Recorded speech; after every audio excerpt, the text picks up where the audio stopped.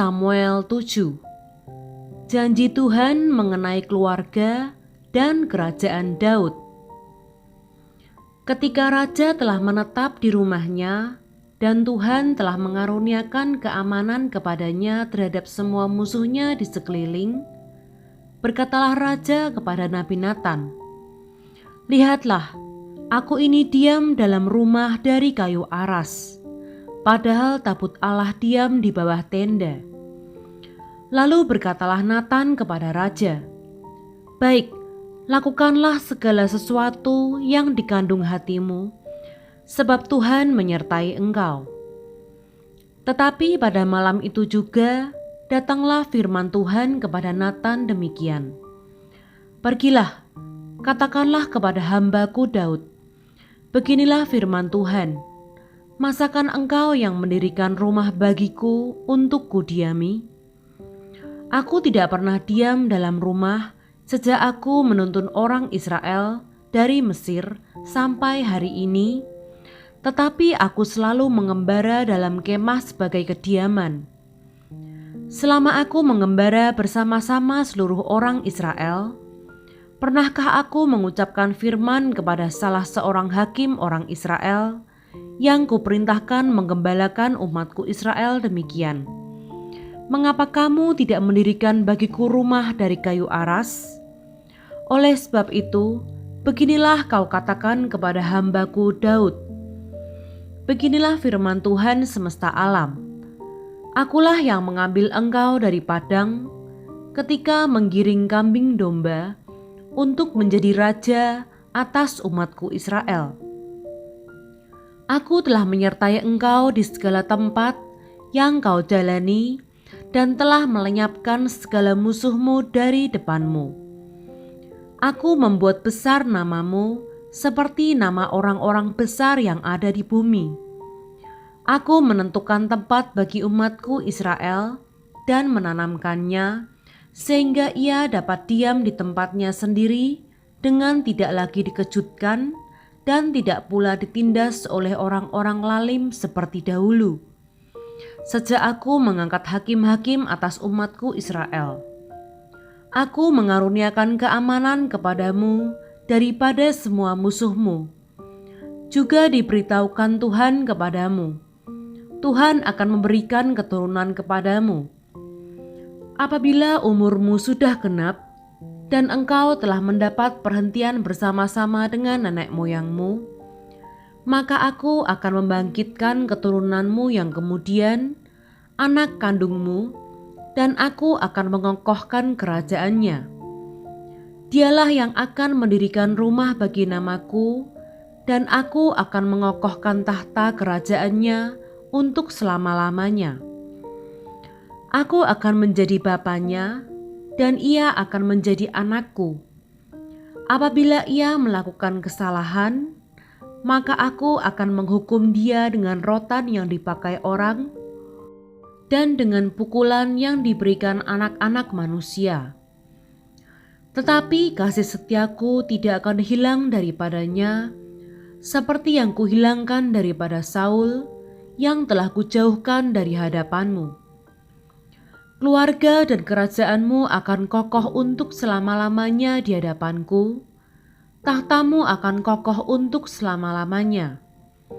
Tepat seperti perkataan ini dan tepat seperti penglihatan ini, Natan berbicara kepada Daud. Doa syukur Daud. Lalu masuklah Raja Daud ke dalam, kemudian duduklah ia di hadapan Tuhan sambil berkata, "Siapakah aku ini ya Tuhan Allah? Dan siapakah keluargaku, sehingga engkau membawa aku sampai sedemikian ini? Dan hal ini masih kurang di matamu ya Tuhan Allah. Sebab itu engkau telah berfirman juga tentang keluarga hambamu ini dalam masa yang masih jauh dan telah memperlihatkan kepadaku serentetan manusia yang akan datang ya Tuhan Allah. Apakah yang dapat dikatakan Daud kepadamu lebih lagi daripada itu? Bukankah engkau yang mengenal hambamu ini ya Tuhan Allah? Oleh karena firman-Mu dan menurut hati-Mu Engkau telah melakukan segala perkara yang besar ini dengan memberitahukannya kepada hamba-Mu ini. Sebab itu Engkau besar, ya Tuhan Allah, sebab tidak ada yang sama seperti Engkau, dan tidak ada Allah selain Engkau menurut segala yang kami tangkap dengan telinga kami. Dan bangsa manakah di bumi seperti umat-Mu Israel, yang Allahnya pergi membebaskannya menjadi umat-Nya, untuk mendapat nama baginya dengan melakukan perbuatan-perbuatan yang besar dan dahsyat bagi mereka, dan dengan menghalau bangsa-bangsa dan para allah mereka dari depan umat-Nya. Engkau telah mengokohkan bagimu umat-Mu Israel menjadi umat-Mu untuk selama-lamanya, dan Engkau, ya Tuhan Allah, menjadi Allah mereka. Dan sekarang ya Tuhan Allah, tepatilah untuk selama-lamanya janji yang Kau ucapkan mengenai hamba-Mu ini dan mengenai keluarganya, dan lakukanlah seperti yang Kau janjikan itu. Maka nama-Mu akan menjadi besar untuk selama-lamanya, sehingga orang berkata, Tuhan semesta alam ialah Allah atas Israel. Maka keluarga hamba-Mu Daud akan tetap kokoh di hadapan-Mu.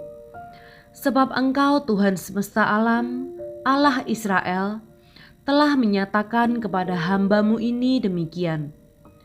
Aku akan membangun keturunan bagimu. Itulah sebabnya hamba-Mu ini telah memberanikan diri untuk memanjatkan doa ini kepadamu. Oleh sebab itu ya Tuhan Allah, Engkaulah Allah dan segala firman-Mu lah kebenaran. Engkau telah menjanjikan perkara yang baik ini kepada hamba-Mu. Kiranya Engkau sekarang berkenan memberkati keluarga hamba-Mu ini, supaya tetap ada di hadapan-Mu untuk selama-lamanya.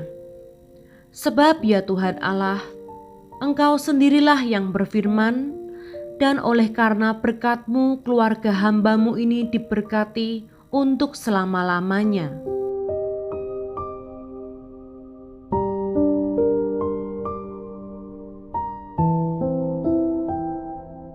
Dua Samuel 8. Kemenangan-kemenangan Daud. Sesudah itu Daud memukul kalah orang Filistin dan menundukkan mereka. Lalu Daud mengambil kendali pemerintahan atas ibu kota dari tangan orang Filistin.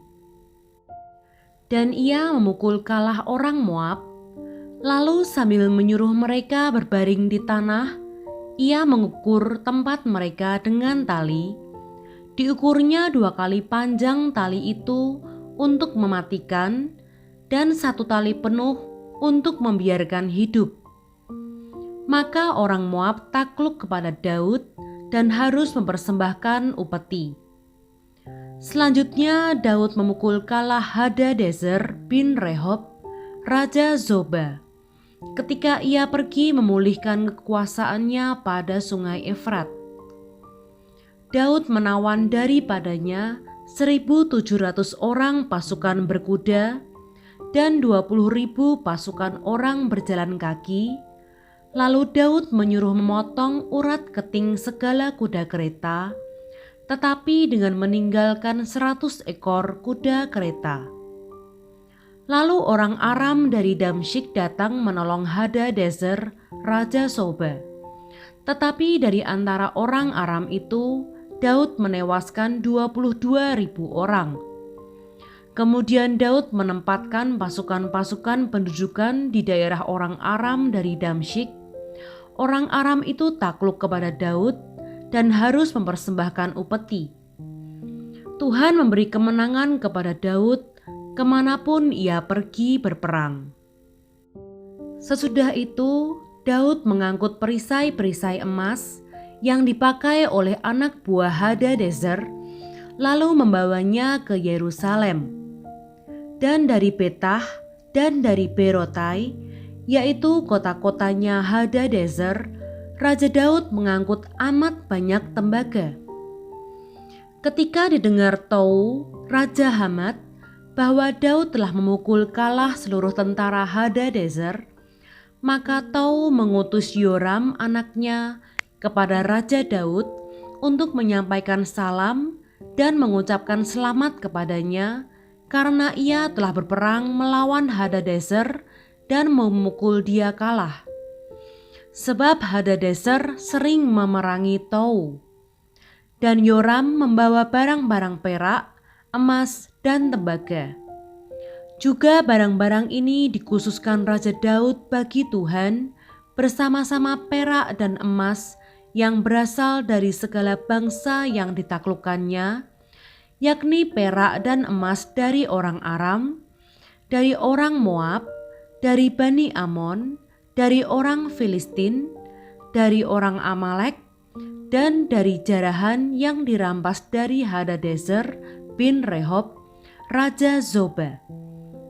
Demikianlah Daud mendapat nama, dan ketika ia pulang, ia menewaskan 18.000 orang Edom di lembah Asin. Lalu ia menempatkan pasukan-pasukan pendudukan di Edom. Di seluruh Edom ditempatkannya pasukan-pasukan pendudukan, sehingga seluruh Edom diperbudak oleh Daud. Tuhan memberi kemenangan kepada Daud kemanapun ia pergi berperang. Pegawai-pegawai Daud.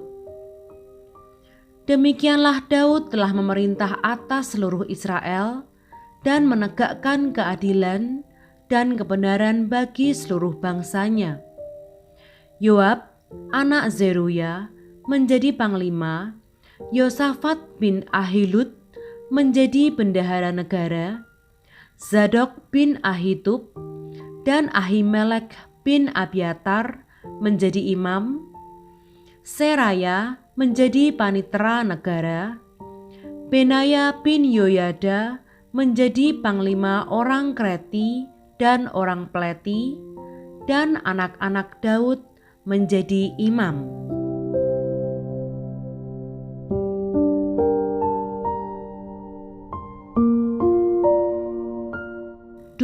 Samuel 9. Daud dan Mefiboset. Berkatalah Daud, "Masih adakah orang yang tinggal dari keluarga Saul? Maka aku akan menunjukkan kasihku kepadanya oleh karena Yonatan." Adapun keluarga Saul mempunyai seorang hamba yang bernama Ziba. Ia dipanggil menghadap Daud. Lalu raja bertanya kepadanya, "Engkaukah Ziba?" Jawabnya, "Hamba tuanku." Kemudian berkatalah raja, "Tidak adakah lagi orang yang tinggal dari keluarga Saul? Aku hendak menunjukkan kepadanya kasih yang dari Allah." Lalu berkatalah Ziba kepada raja, "Masih ada seorang anak laki-laki Yonatan yang cacat kakinya." Tanya raja kepadanya, "Di manakah ia?" Jawab Ziba kepada raja, "Dia ada di rumah Makir bin Amiel di Lodebar." Sesudah itu Raja Daud menyuruh mengambil dia dari rumah Makir bin Amiel dari Lodebar. Dan Mefiboset bin Yonatan bin Saul masuk menghadap Daud. Ia sujud dan menyembah. Kata Daud, "Mefiboset." Jawabnya, "Inilah hamba tuanku." Kemudian berkatalah Daud kepadanya, "Janganlah takut, sebab aku pasti akan menunjukkan kasihku kepadamu oleh karena Yonatan ayahmu. Aku akan mengembalikan kepadamu segala ladang Saul, nenekmu, dan engkau akan tetap makan sehidangan dengan aku." Lalu sujudlah Mefiboset dan berkata, "Apakah hambamu ini sehingga engkau menghiraukan anjing mati seperti aku?" Lalu raja memanggil Ziba, hamba Saul itu, dan berkata kepadanya, "Segala sesuatu yang adalah milik Saul dan milik seluruh keluarganya, kuberikan kepada cucu tuanmu itu. Engkau harus mengerjakan tanah baginya, engkau, anak-anakmu, dan hamba-hambamu dan harus membawa masuk tuayannya, supaya cucu tuanmu itu ada makanannya. Mefiboset, cucu tuanmu itu akan tetap makan sehidangan dengan aku. Ziba mempunyai 15 orang anak laki-laki dan 20 orang hamba. Berkatalah Ziba kepada raja, "Hambamu ini akan melakukan tepat seperti yang diperintahkan tuanku raja kepadanya." Dan Mefiboset makan sehidangan dengan Daud sebagai salah seorang anak raja. Mefiboset mempunyai seorang anak laki-laki yang kecil yang bernama Mika. Semua orang yang diam di rumah Ziba adalah hamba-hamba Mefiboset. Demikianlah Mefiboset diam di Yerusalem, sebab ia tetap makan sehidangan dengan raja. Adapun kedua kakinya timpang.